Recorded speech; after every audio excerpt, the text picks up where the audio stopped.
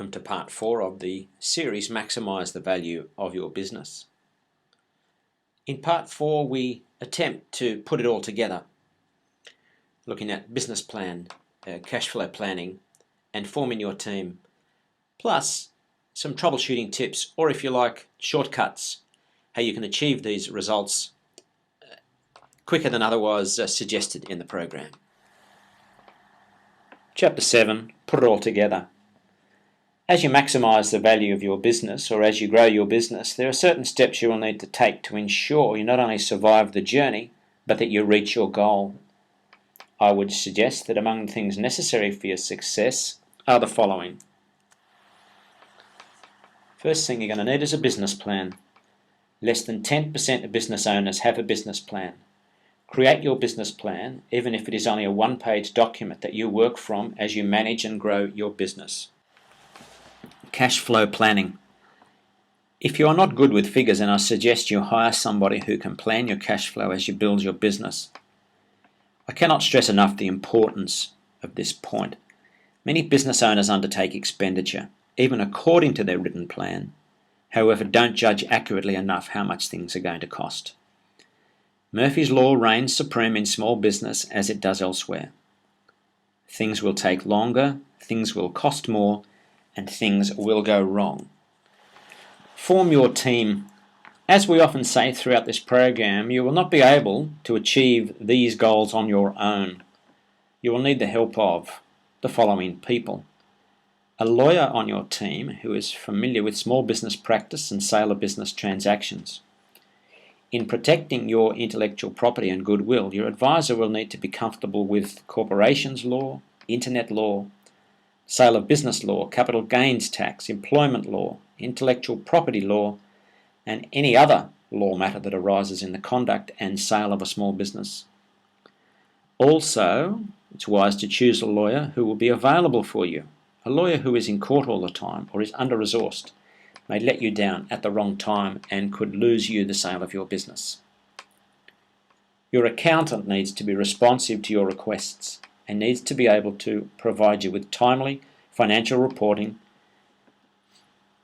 if indeed you use your accountant for that task. You will need your accountant's advice on tax payable, GST returns, income tax returns, family trust issues, fringe benefits tax, and wealth planning issues. A bookkeeper, if you use one, costs less than an accountant, hence should be utilised for bill paying, record keeping, GST returns, payroll and general computerised bookkeeping duties. There may be a crossover between the duties of your accountant and your bookkeeper. Try to engage your bookkeeper in as many tasks as possible, saving you money, leaving your accountant to manage formal tax compliance.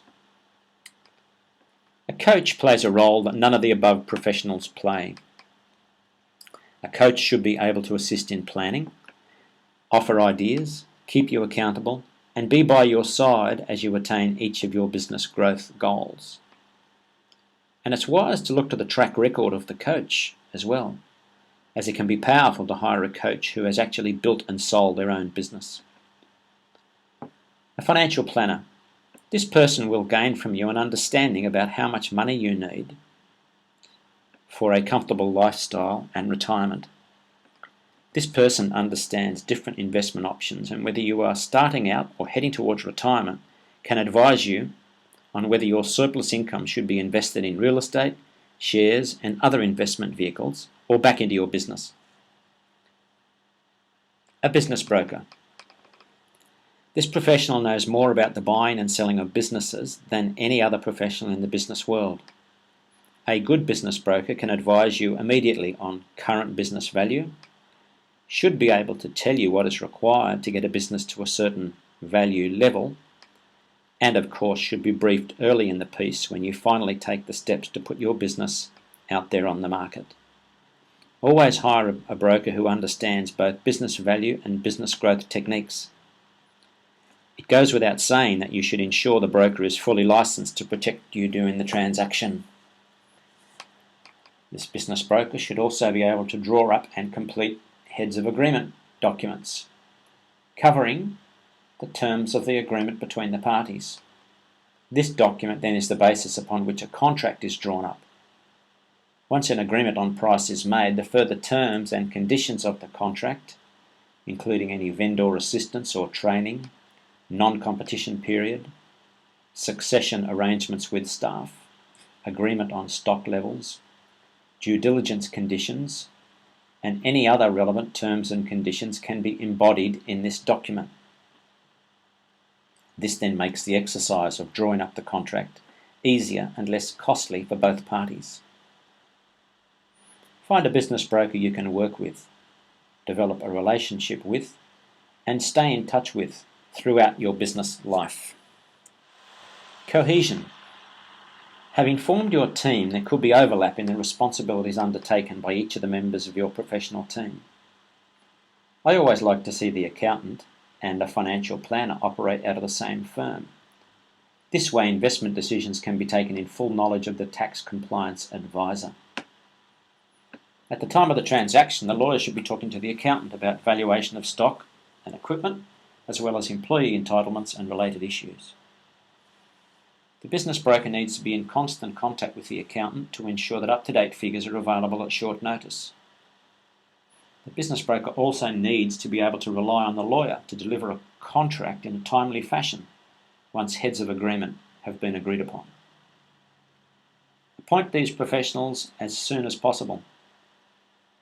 They may not be the same people you work with now.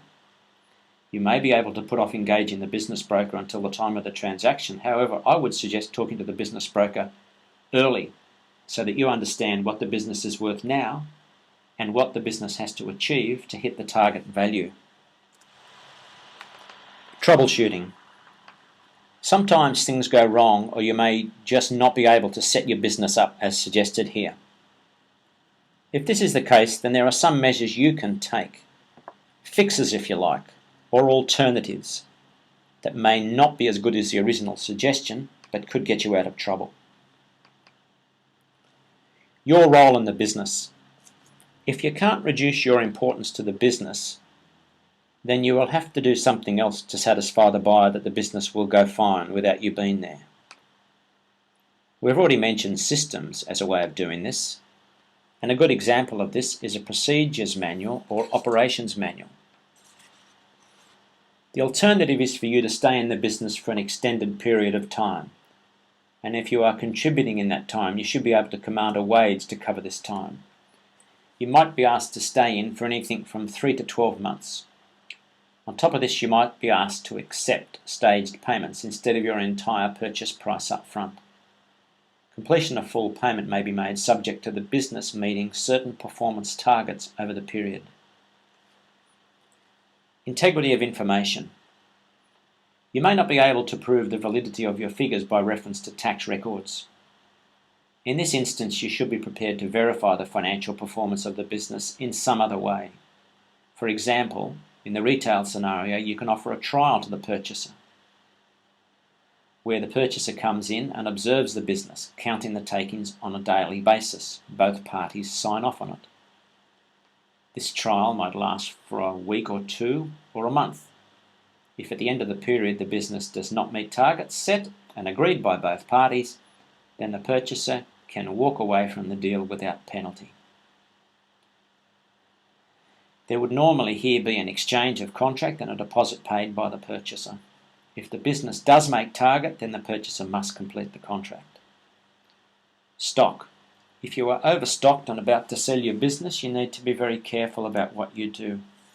You can't suddenly discount and sell into the market in case this fundamentally changes your future trading pattern. You may have to be prepared to discount stock on the transaction or sell through channels that will not affect your future trading pattern.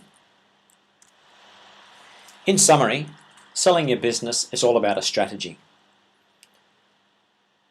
To achieve a strategy, to achieve an outcome, you need a strategic plan. That plan starts with knowing where you are and where you want to go. From there you can devise means whereby you can get there. Understand business value. Find out right now what your business is worth and what does it need to make it worth the target value. Work on the foundations initially and then on the key drivers. Keep working on them. And if it all appears too much, get outside help. There's plenty of outside help, and on the internet today we can find advisors, people who can offer help, and find out who recommends them and how well they've done in cases like yours. All that's left for me to say is good luck as you maximise the value of your business.